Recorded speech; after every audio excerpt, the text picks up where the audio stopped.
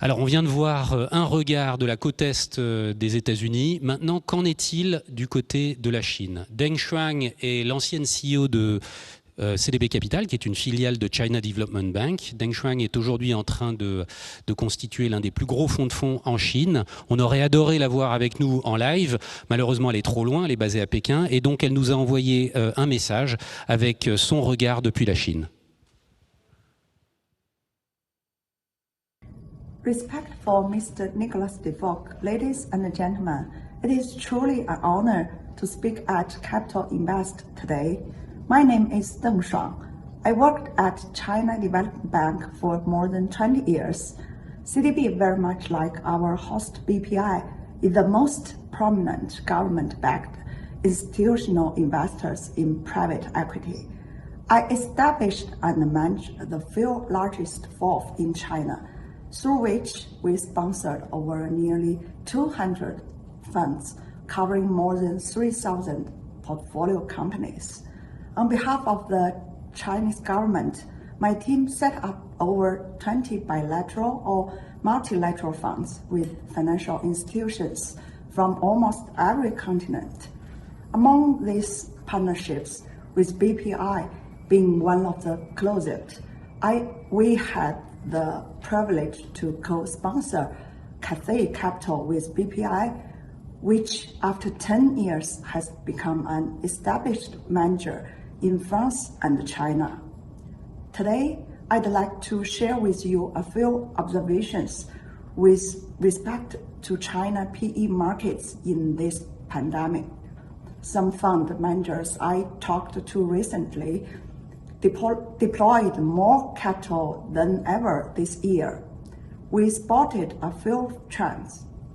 Industry-wise, online education and online shopping, as well as healthcare, are able to capture business opportunities in this special situation, and thus gain particular popularities among investors.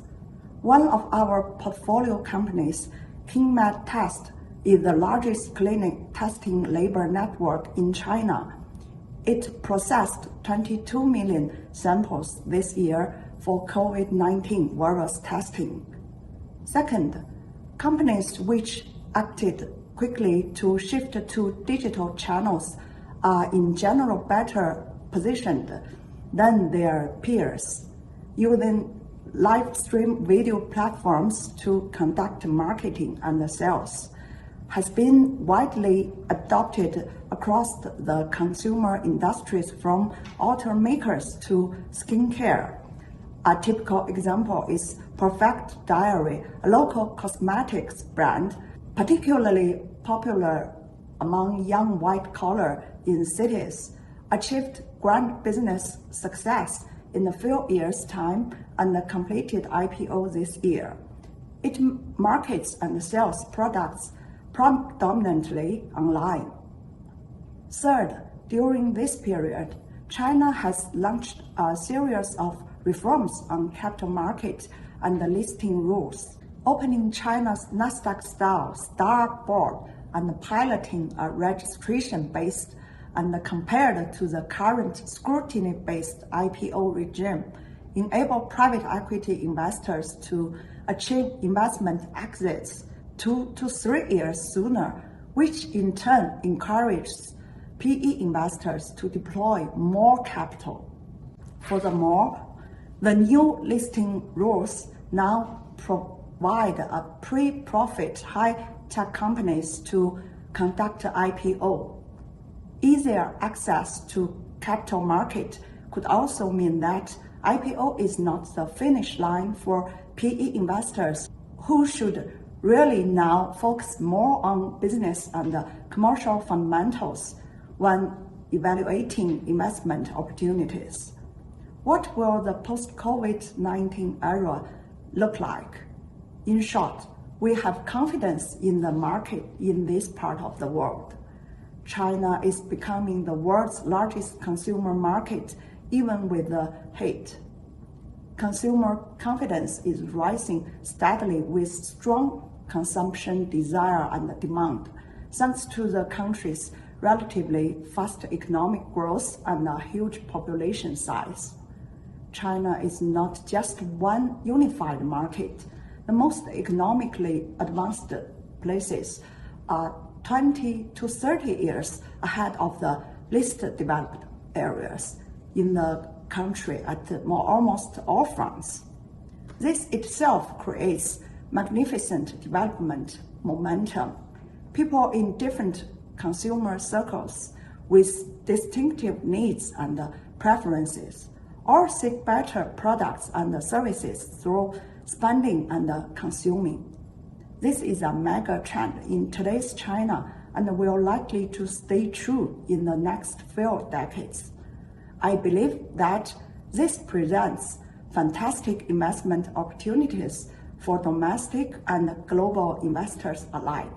All these positive trends aside, as I often got asked, is China's economic growth healthy and sustainable? I don't deny that there are challenges in our economy and market. For example, abundant liquidity pushes up asset prices and very high valuation levels of certain industries in our stock markets are not likely to last. However, we do see strong fundamentals behind the resilience of solid Chinese companies more than now than just 5 years ago. We also see quite a number of internet-based business giants emerge in the enormous-sized market with the largest population in internet users.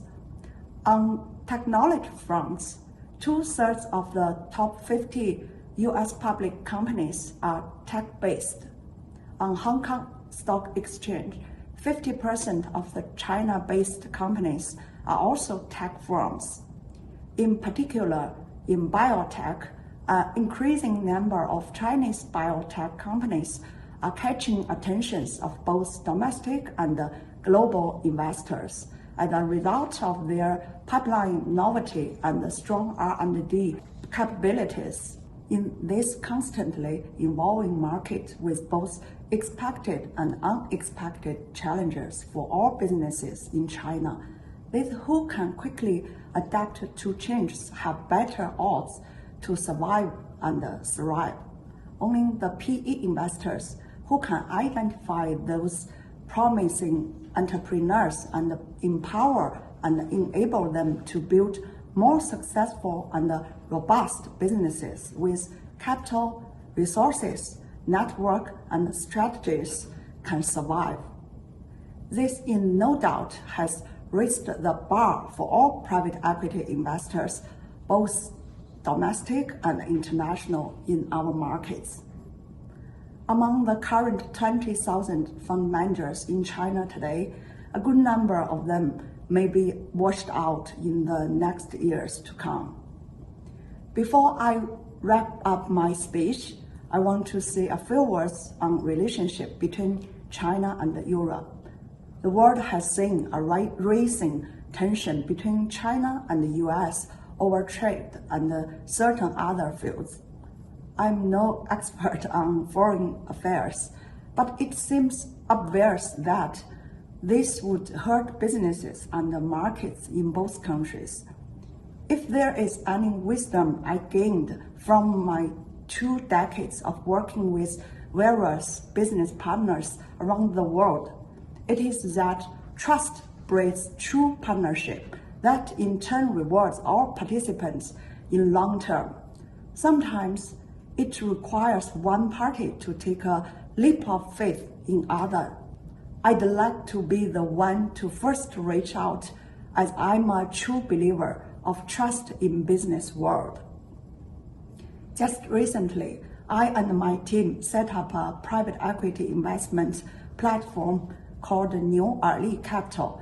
It offers all of primary, secondary, and direct investment products in both RMB and USD. We are backed by reputable sovereign wealth fund and absolute industry leaders. New Capital's vision is to become the nexus point of our business partners to empower them and to generate economic returns for all. I welcome you to ride on the magnificent development momentum in our market through investing in this part of the world. Last but not the least, I wish everyone safe and healthy. As Napoleon said, victory belongs to the most persevering. Thank you, BPI and everyone, for having me today. Merci beaucoup.